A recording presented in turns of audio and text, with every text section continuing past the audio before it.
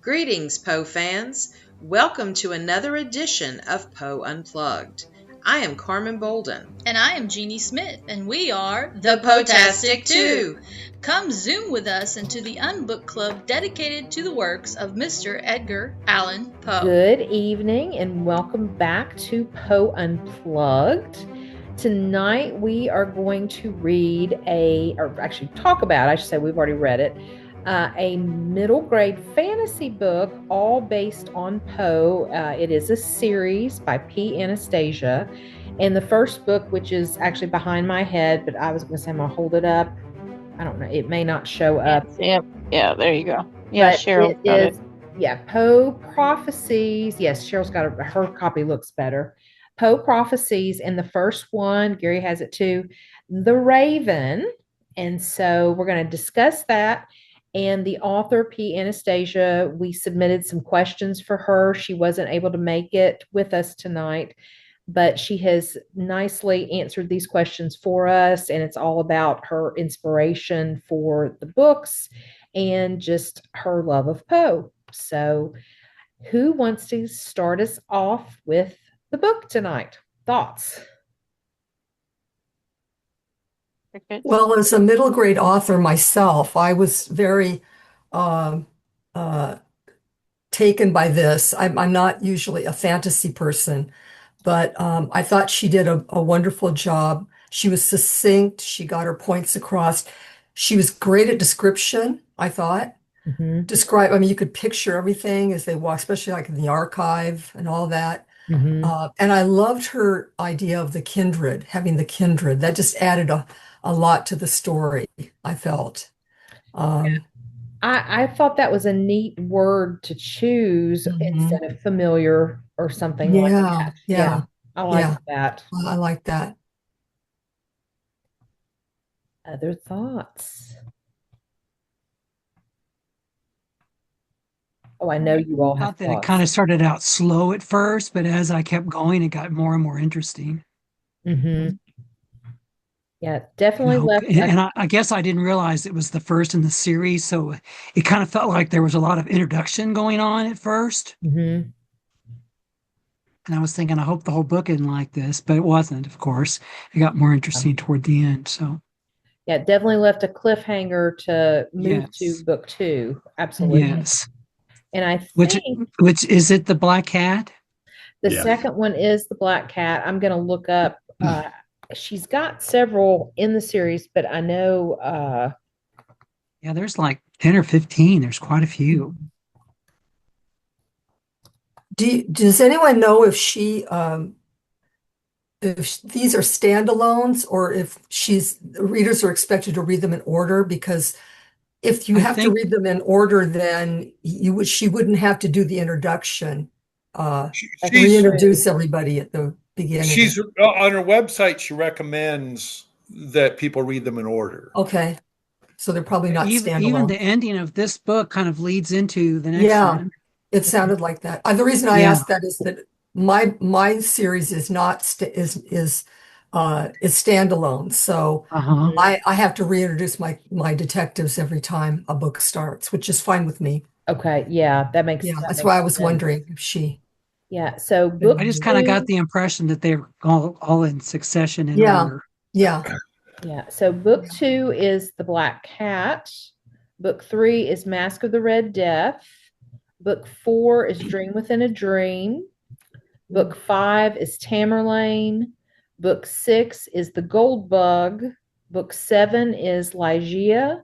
And book 8, which is not out yet, is Into the Maelstrom. Or maybe it is out. No, I think it is. It is. And then it says coming. I think it's fairly new. Yeah. And then actually it says Poe Prophecies Ligeia. The paperback is coming soon, January 13th. So I think this is the hardbacks. Do you know how many more she's planning to do with Poe? I believe she has that in one of her questions. Okay.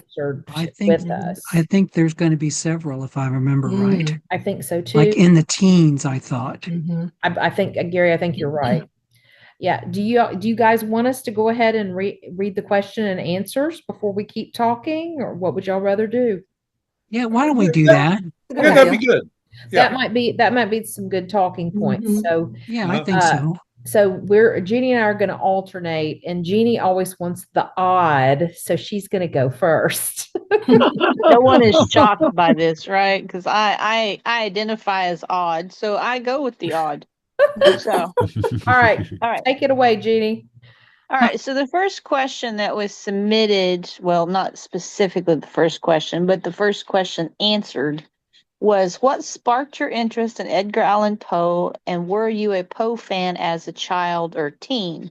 Her answer was, when I was a kid, my family visited a giant bookstore that was having a liquidation sale with thousands of books on clearance.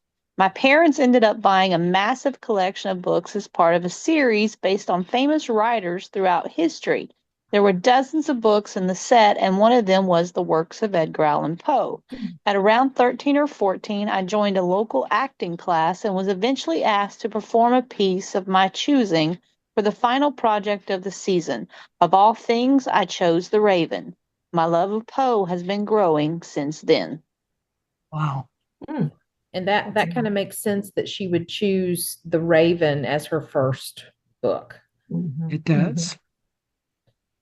All right. So I mean, yeah, go ahead, Gary. things that I've seen about her, it seemed like that not only was she a big fan of Poe, I think she wants kids to be a fan of Poe, which Yeah. is why she's written them, which Mhm. tickles me to death because a lot of people aren't teaching Poe as much as they used to, Right. it seems like. Mhm. But if they're reading these books in the library, they may say to their teacher, can we do some of these stories? You Yeah. know what I mean? Mhm. And I told her to her face, I said, I really think it's great you're exposing young people to this because they need to read different things and experience different things. Yeah, definitely. So the next question was what is the very first Edgar Allan Poe story or poem that you remember reading? And she just said The Raven for reasons mentioned in the previous question.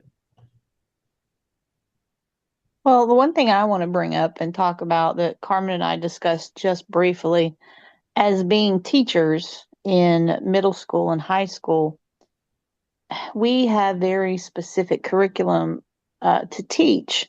So there's not a lot that we can go outside of to teach certain authors and certain stories because they're protected at certain grade levels. Right. So the one thing with this one is at a young age, around a six, because I mean, I'm assuming this is kind of where she's starting because the kids are what, like 11? They're 12. Yeah. Okay, I would say 12. fifth or sixth grade.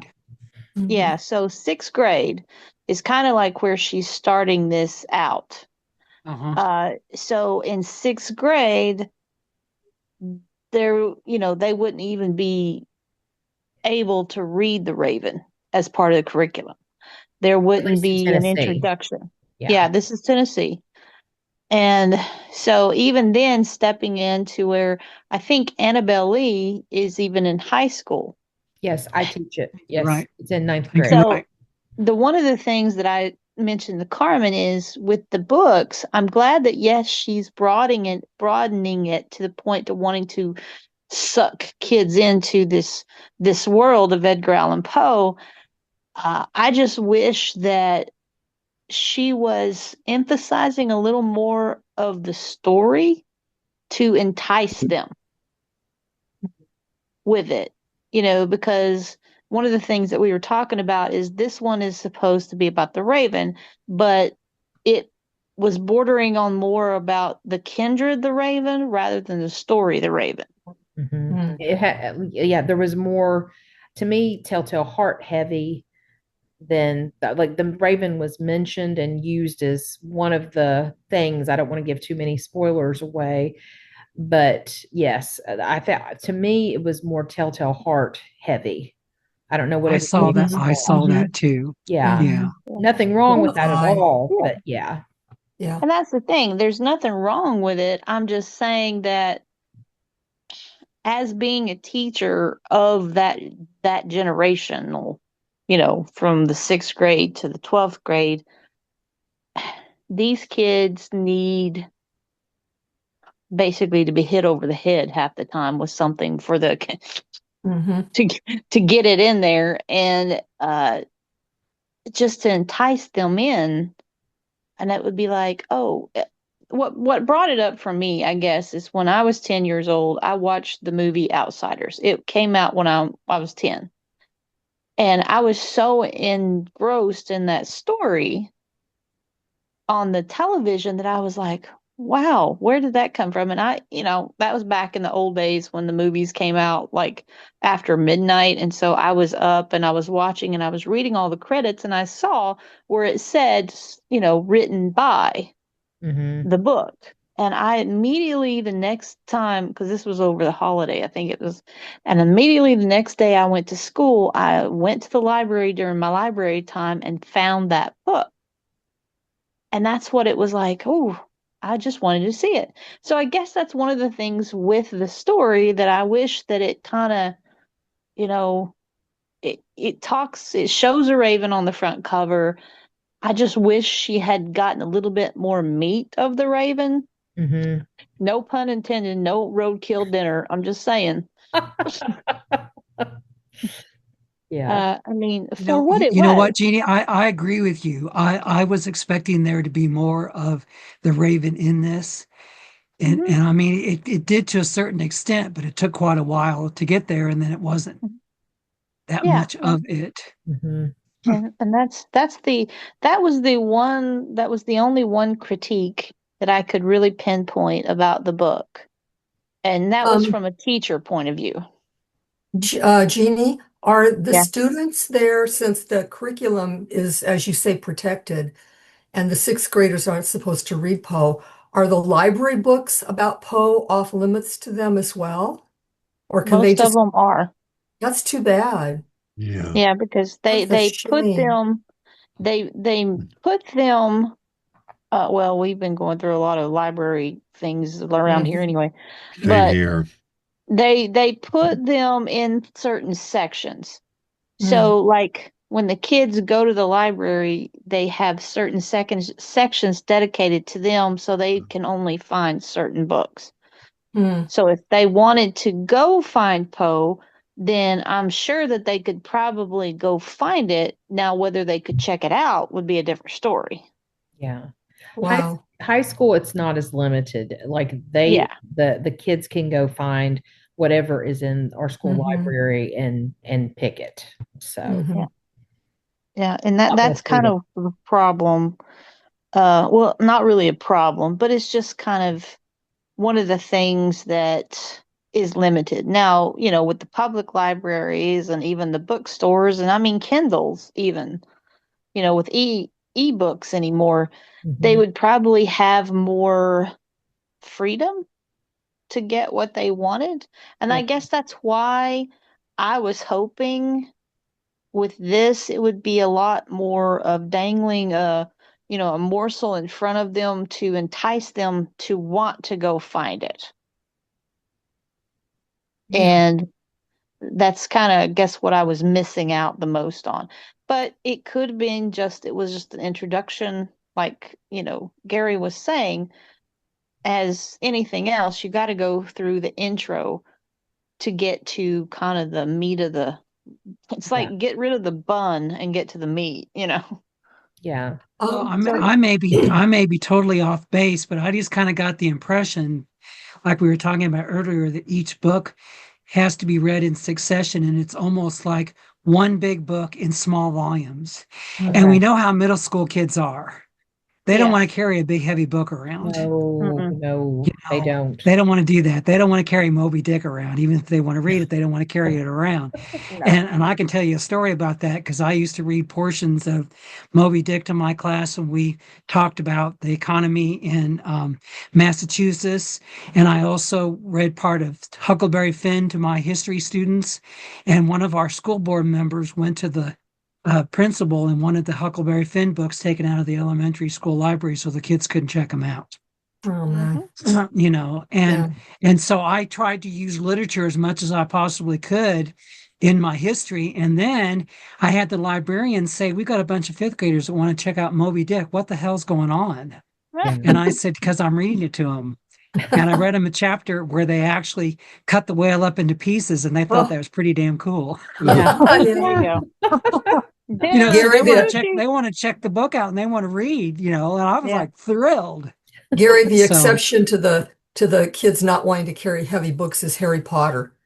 yeah, Because Yes. when I True. was I will agree teaching, with you it on was a that. I status remember kids symbol. falling in the hallway with Harry Potter. It was a Yeah. status symbol, like, look what I'm reading in this big thick book. Look what I'm They're a reading, big book. Yeah. Yeah, Oh, even though absolutely. they couldn't comprehend most of what they were reading, they were carrying it around like a status symbol, Oh, yeah. Exactly. But Well, and sometimes the books were bigger than the kid. right. Yeah. Jeannie, I That's right. wanted to ask Mhm. you, like in your like, let's say in sixth grade you're doing a lesson on onomatopoeia, for example. Right. Because in fifth grade, when I did a lesson on that with my kids, I used the bells.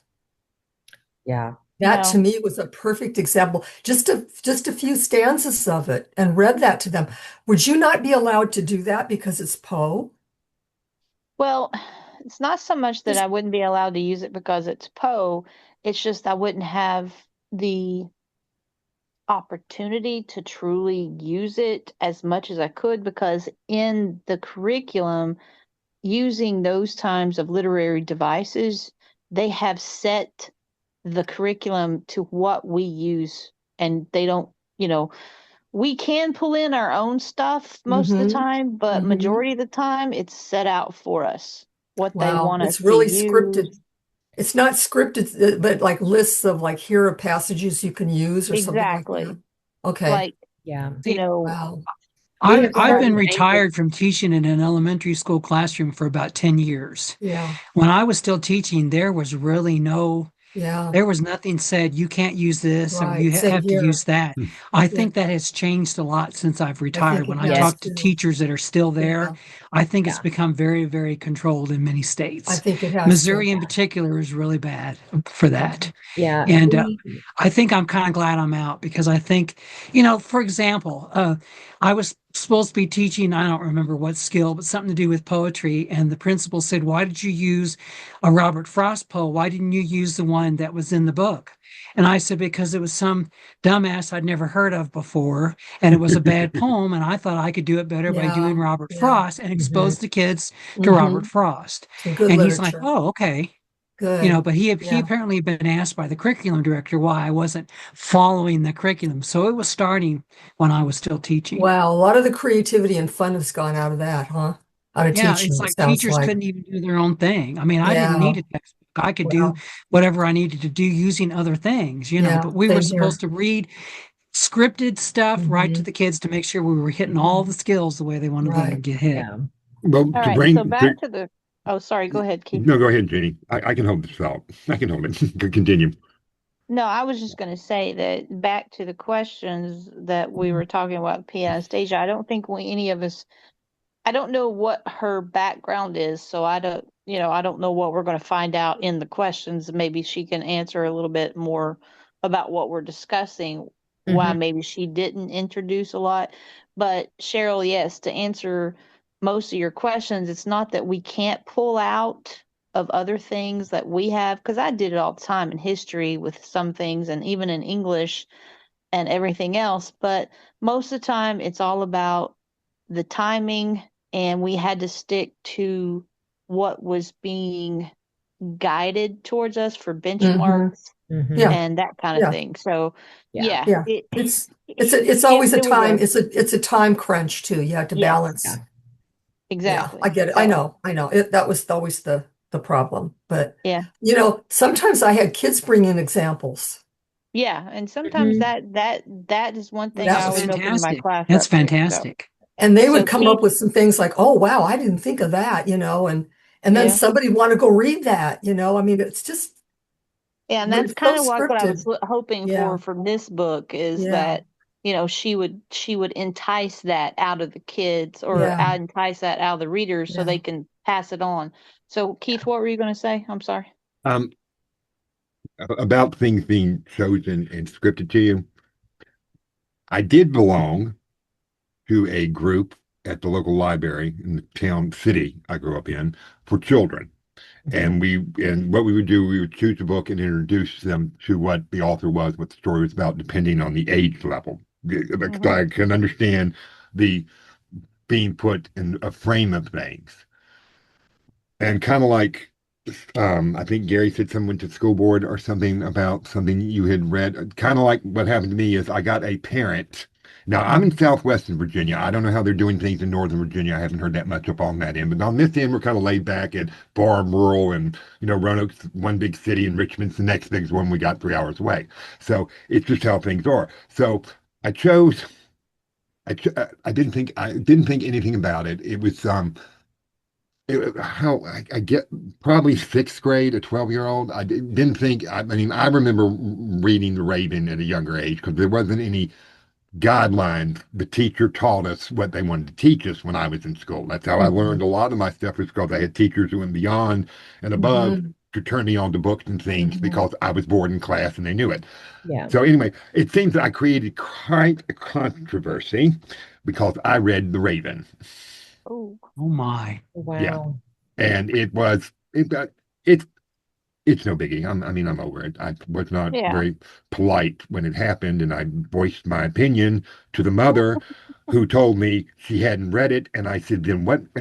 Basically, it boiled down to she thought I was teaching her child some kind of Satan thing or something. I don't know. She was babbling on and witchcraft or clutching her something. Bible and thumping it at me the entire time, and I'm like, oh, the hell with you, and out I went. Of course, my temper got the best of me, and I told her what I exactly thought of her, and told her how she was depriving her child of learning great literature, and went in a couple of other words I shouldn't have used, ignoramus she was, and that was the end of that. But the point I was making is I understand being pigeonholed into something when you don't think you should be. Because I felt like the kid liked it. I mean, the kids responded to it. And I mean, I'm not a teacher or anything, but I just volunteered to help out, like the reading program and, and things like Which that. is And, awesome. my niece and nephews come to me about book selections, and I give them stuff that I learned in school and in college. And they're like, oh, that's great. No one ever told me about this. And, they learned from it. But Sure. it surprised me. Yeah. Yeah.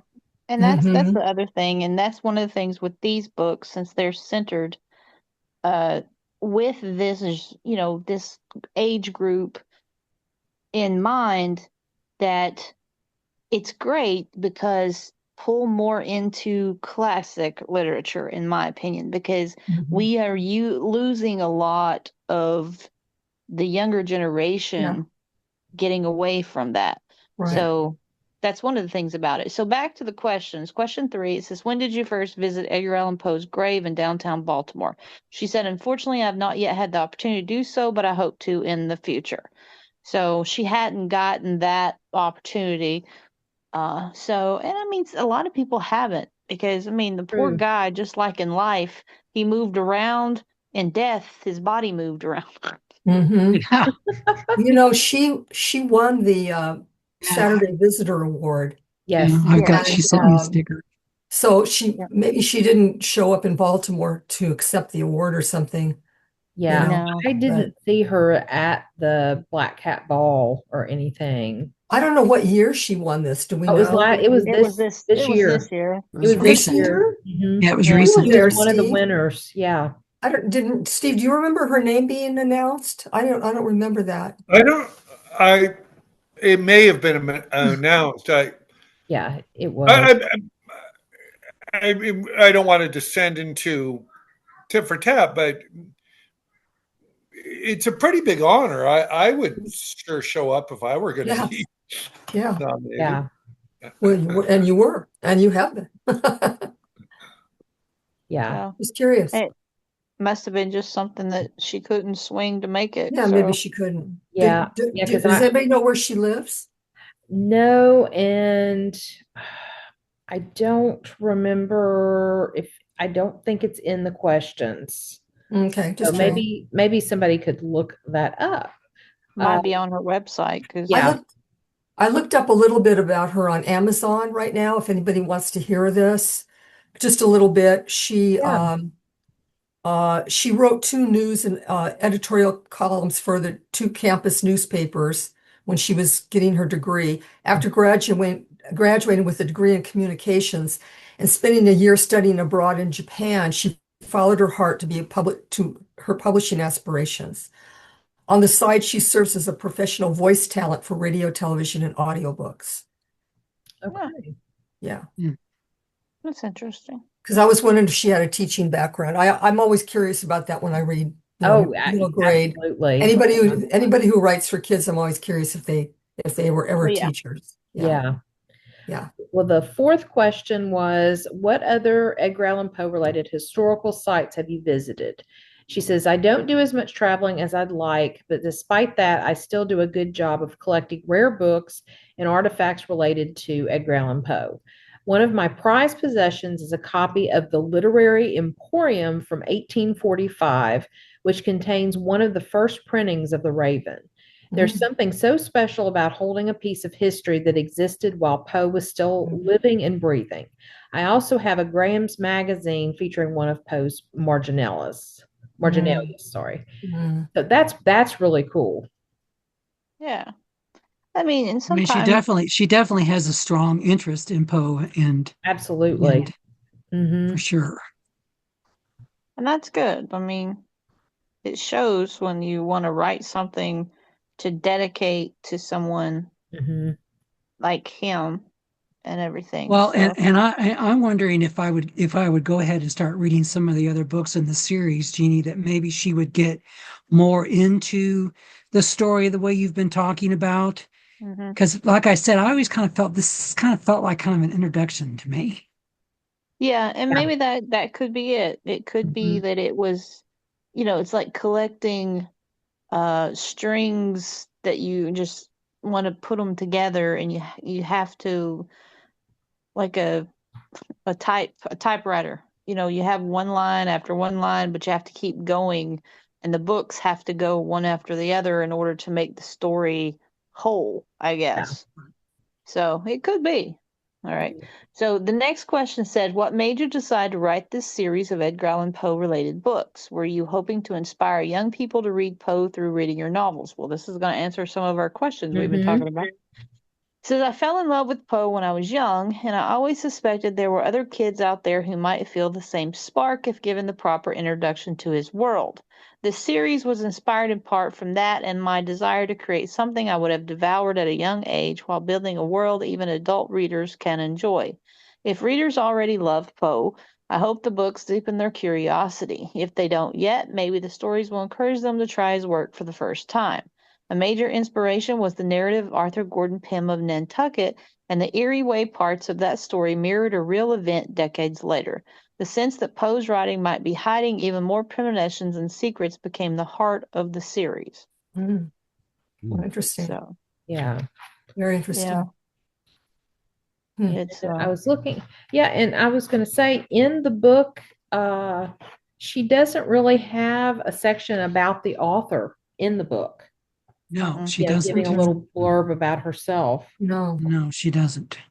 All right. So our next question, when you developed the idea for this series, what inspired you to create the setting at an academy? And she says the genre of schools for kids with unique powers has been in fiction for centuries.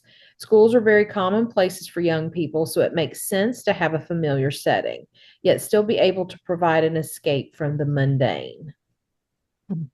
So.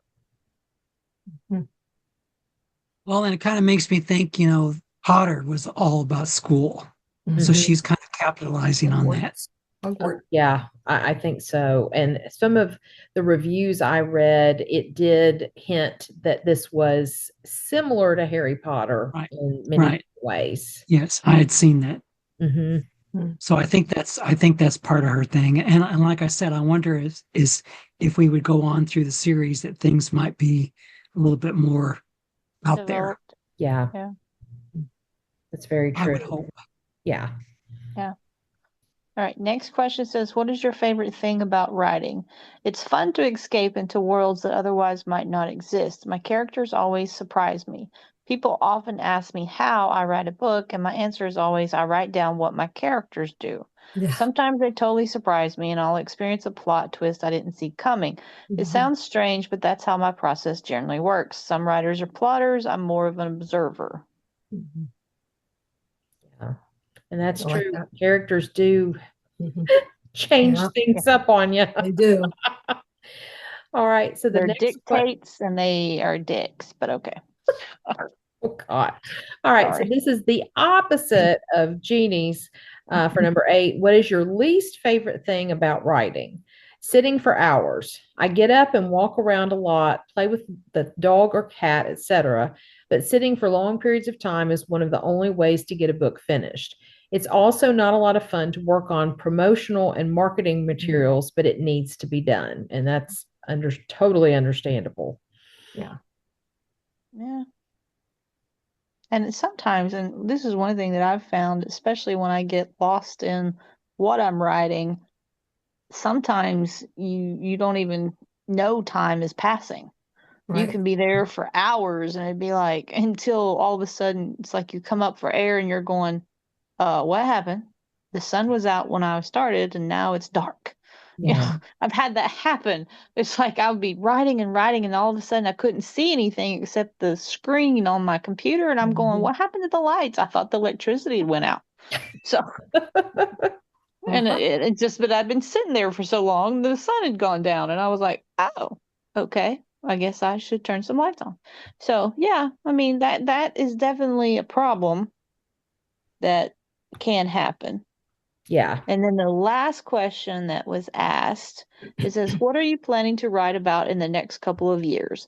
She says, for now, it will be more Poe Prophecies books as the series is not yet finished and there are several installments to come. After that, I'll be working on a young adult dystopian fantasy series. I can't divulge more info about that yet, though, but I have quite a few chapters of it already written. So, yeah, it sounds like she's got quite, I'm not going to say a lot more, but quite a few, I guess, books added on to this. So, So did she ever say how many books she thinks this particular series will be?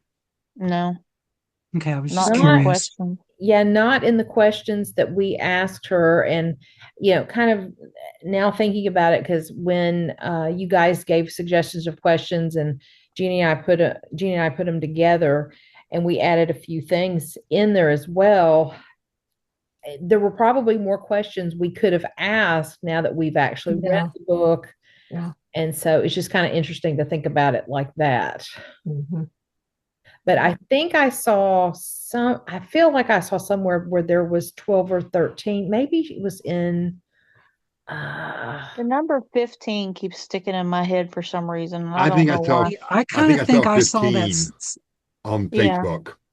Okay, Keith. okay. Maybe that's why, because I've had her ad things popping up on my Facebook Yeah, reel quite a she's bit. all over So, Facebook. Yes. yeah. I'm looking on Amazon again. In Poe Prophecies, she's got 8 books out. Right. There's Yeah. 8 books out now. Yeah. And I think I saw something somewhere. I don't know. I look on so much on the internet, I can't remember where I see what, but I thought I saw the number 15 somewhere. Oh, Okay. So maybe maybe. it's not just my mind going, woohoo. Here, that number sounds Well, maybe in fun. another series. Maybe she's got a lot of series, doesn't she? Maybe that's it. She's got I don't know. other books. She's got, She does. yeah. I'd Yeah. never heard of her before until I saw this.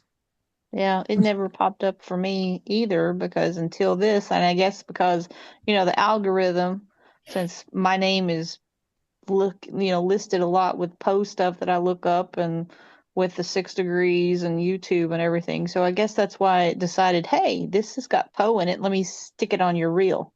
Mhm. Yeah. I think that's what happened to me too. Yeah. She's got Fates Aflame. There's 2 books. Fluorescence. There are 4 books. And then she's got a few other ones that don't look well. No, there's Dark Diary, and it looks like there's 2, I think 2 books in that. So, and then she's got a couple, and then it looks like there's one more book that's a separate one. So she's written several things. Mhm. And one of the things, like I said, I mean, it's nice that she's got something that's centered on one author that's trying to get some, draw in people to want to learn more about that author. And like with your book, Cheryl, I love yours because you're covering history And that talks to me a lot too, because Mhm. I love all the history things of Yeah. traveling, and like the I just watched a docuseries, documentary, maybe a series, I don't know, about the Bast, the god Bast, the goddess Mhm. Bast, Mhm. because there is, not a lot of people know this, but there are other types of like Valley of Kings areas in Egypt, but they're not kings. They're dedicated to cults. Mhm. They're tombs that are where burials of people who followed a particular, like the goddess of cats, Mhm. Bash. That's what the Mhm. and they had Yes. uncovered a pyramid or a burial plot of these people that were burying their cats. I mean, they would literally had uncovered all these mummified cats, and they were doing X-rays on them and all this, and Mhm. I'm like, wow, Mhm. that's just great, and that's what interests me, and that's one thing about with you and your series, and you go all the way around the world, and you've got these kids just in delving in this, and now she is trying to do the same thing just for Poe. Right. Yeah. And it's like an archaeological dig on Poe, but at the same time, it's like, yo, get a little deeper. You're only like Mhm. brushing the surface here. Dig a Well, little deeper in the well. Okay, sorry. there's a philosophical question here that I'd be really interested to know what other folks think, and that is, I appreciate, Jeannie, you're setting this up because Cheryl had one story about Poe Mhm. that very clearly stuck to what we know about Poe, Mhm. and kind of kept and try to introduce Poe to new readers, but offering the sticking to what we know about Poe. And Anastasia is taking it to a different level and kind of creating these other Mhm. uh, Possibilities. little hidden Yeah. messages and stuff that obviously Poe didn't actually include. Right. So what I'm really interested in hearing from all of you is how much do you appreciate new authors introducing people to Poe through angles that take it in a different direction, which is, new angles on Poe stories, or invented angles on Poe stories. And I say this as somebody who's written a short story that imagines a Poe memoir that he never wrote, Mhm. versus Cheryl's approach, which is really trying to, I think, hew to the truth of what we know about Poe. I mean, it's a hard. I honestly don't know where I fall on this, but it's how much should we be imagining new stories in Poe's vein to attract new readers, versus how much should we be sticking more closely to the actual history in order to bring people into understanding the past. Yeah, that's kind of it's a fine line. And I understand, Steve, because I'm like thinking the same things with you. And I mean, this is clearly a work of fiction. It is advertised as a complete work of fiction and everything. So everybody that reads it has to take it with, these are things that are not true to form, you know. Mhm.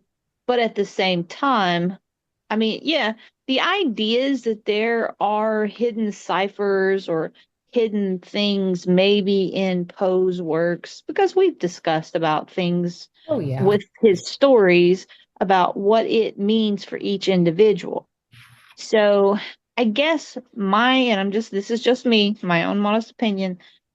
I think delving into a fictional world that you can create that has Poe as the I guess, the creator of said world kind of thing, can be possible as long as you don't feed too much of the misinformation of Yes. Poe. Right. Yes. Right. If you don't create you know, like the myths. We've talked about the myths surrounding Poe and his death so many times and everything. But if something about what you're writing leads to building more of a truth around something that's not true about him, I would not, I couldn't stand behind that. I just, Right. that would be no. But if you I, just want to use him as a springboard to create a universe, to explore his writing in a whole different world, in a whole different way, that's fine. If you create it as a fictional and you don't try to ruin the author and the works themselves in the process. And that's just me. So, yeah, I agree with you, Jeanie, on that. And that's why in my books, I always put like an addendum, which is I always talk about, okay, what's real and what isn't in this book.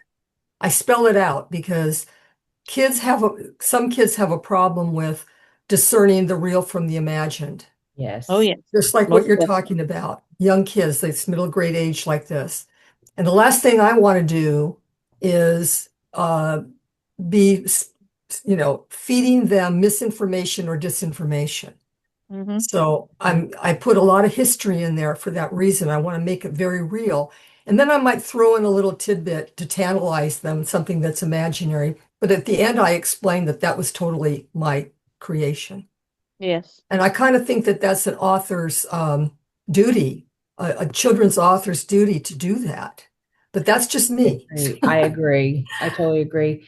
There's one, and she mentioned this twice in the book, and Jeannie and I talked about this earlier today, and Professor Grindle is explaining about Annabelle Lee, what it's about. And it comes up after this and said, Aiden says, it is. I leaned in to examine it. Why is the handwriting so bad? And there's like a pause. And then he says, that I am afraid to say is because it was penned so near to the time of his death, which is true. He had already been suffering from numerous ailments. He was ill at the time of his death, just no one knows for sure what it was, as well as the effects of alcoholism and depression. We believe he had been in quite painful disarray the night he recorded this. And so, I've never seen or heard that there is any Annabelle Lee that the handwriting is absolutely atrocious. Let's just, putting in that word on it. Yeah. But the alcoholism, I always, whenever people talk about it, to me, that's one of the myths that gets way overblown. Yeah. And for her not to explain a little bit more here, I'm just worried about that. And because it was more, they don't know for sure, but it's like, what did he have, an allergy or a sensitivity if he just drank one glass of wine? It wasn't like he went on binges. And so depression definitely was there because of all the things he had been dealing with. But I kind of wish she would have explained that a little bit more. So, because these are 12-year-olds and this is the professor explaining this. And I feel like that some kids who have never been exposed to that are going to be questioning, what does this mean? Well, am I correct that at the end of the story, she's also implying or hinting that perhaps Poe was murdered? Yes. Yes. And in other words, at toward almost the very last Yes. sentence is, are you ready to rewrite history?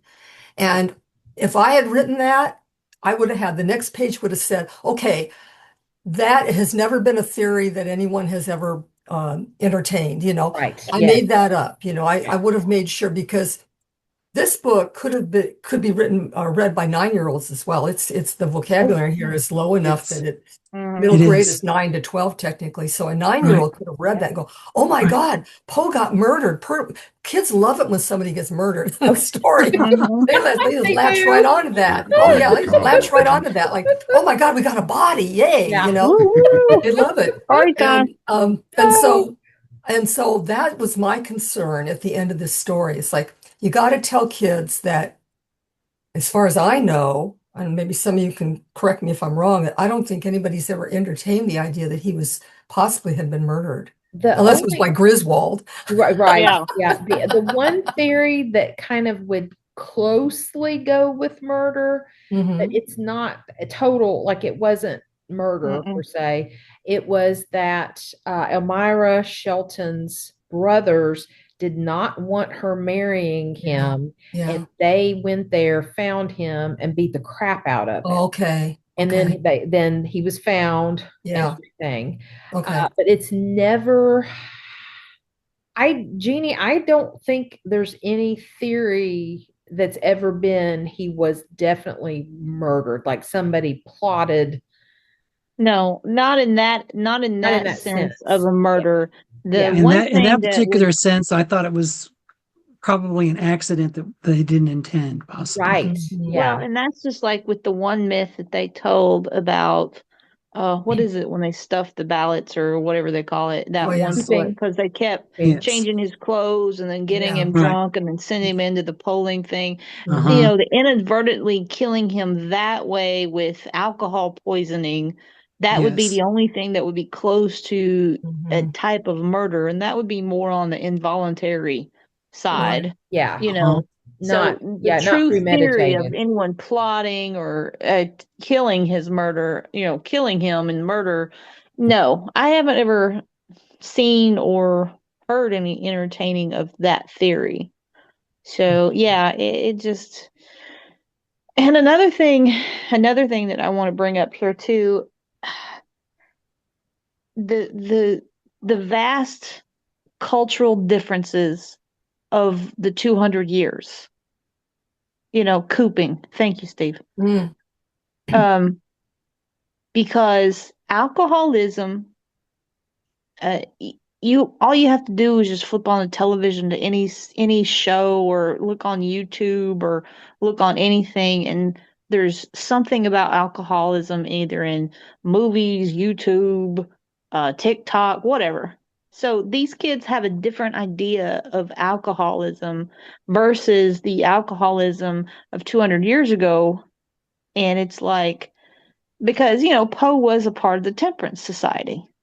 Mm. Now, it's like temperance, what's that? Well, that's Mhm. where people were trying to get rid of it because men were getting drunk when they were supposed to be at work, and the Mhm. families were suffering because they were the breadwinners, and that's where the temperance came in. So, this right here is one of those to where it's like, ooh, you could have jumped on this and used it as more of a, lean it into like a little teaching point of a cultural Mhm. difference or a Mhm. time jump and a time frame. And, and that this is where the teacher part of me jumps in on Yeah. here too, Same here. because it's like you want these kids to enjoy and to love new things, but you also want them to understand what they're enjoying, what they're Mhm. reading, and want to know more about it. You want to, Right. it's like I tell my friend Julie, who teaches sixth graders science, there's no curiosity. There's such a lacking of curiosity anymore with kids because it's like with Google, they don't have to have curiosity anymore. It's like, No. oh, let's just type it in there, it pops up. So I guess that's one of the things that I really like, that she has jumped in to wanting to pull the young Poe fanatics, wanting to start young Poe fanatics. I just wish she was, dangling a little bit more at them to want them to bite. Yeah. Well, Well, and here's another theory that I have. This is her first book. I don't know how many books she published before this, But I wonder too if maybe since she has been doing more writing as she gets farther into the series, that maybe some of the stuff that we've been talking about is going to come out because she's just becoming a better writer. Mhm. You know what I'm saying? Mhm.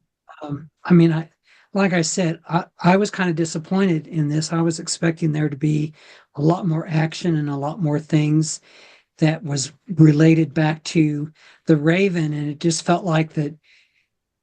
And like I said, maybe as she's continued to write and has more experience, maybe the books get better. I mean, I just don't know.